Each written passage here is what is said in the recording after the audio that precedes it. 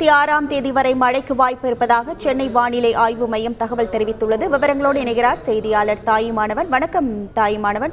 ஒரு வார காலத்திற்கு எந்தெந்த மாவட்டங்களில் அதிக கனமழைக்கு வாய்ப்புகள் உள்ளது? மேலும் தென் மாவட்டங்களை பொறுத்தவரை இன்றைய மழை நிலவரம் என்னவாக உள்ளது? குமரிக்கடல்ல நிலவிய வளிமண்டல கீழடுக்கு சுழற்சி காரணமாக தென் மாவட்டங்கள்ல மழை என்பது தீவிரம் காட்டிய நிலையில் தற்போது லட்சத்தீவு மற்றும் அதனை ஒட்டிய நிலவக்கூடிய பகுதிகளில் வளிமண்டல கீழடுக்கு சுழற்சி என்பது நிலவி வருகிறது. இதன் காரணமாக தமிழகத்தில் படிப்படியாக மழையுடைய தீவிரம் என்பது குறையும் என தகவல் என்பது வெளியிடப்பட்டிருக்கிறது.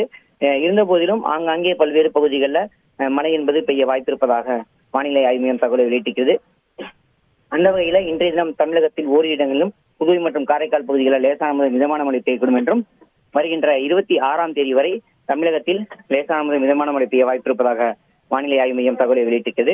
சென்னை மற்றும் புறநகர் பகுதிகளை பொறுத்தமட்டில் அடுத்த 24 மணி நேரத்துக்கு வானம் ஓரளவு மேகமூட்டத்தில் காணப்படும் என்றும் நகரில் ஒரு சில பகுதிகளில் லேசான மழை பெய்யக்கூடும் என்றும் அதிகபட்ச புள்ளி 30 டிகிரி செல்சியஸாகவும் குறைந்தபட்ச புள்ளி 24 அல்லது 25 டிகிரி செல்சியஸ் என்ற அளவில் இருக்கக்கூடும் என தகவல் என்பது வெளியிடப்பட்டிருக்கிறது.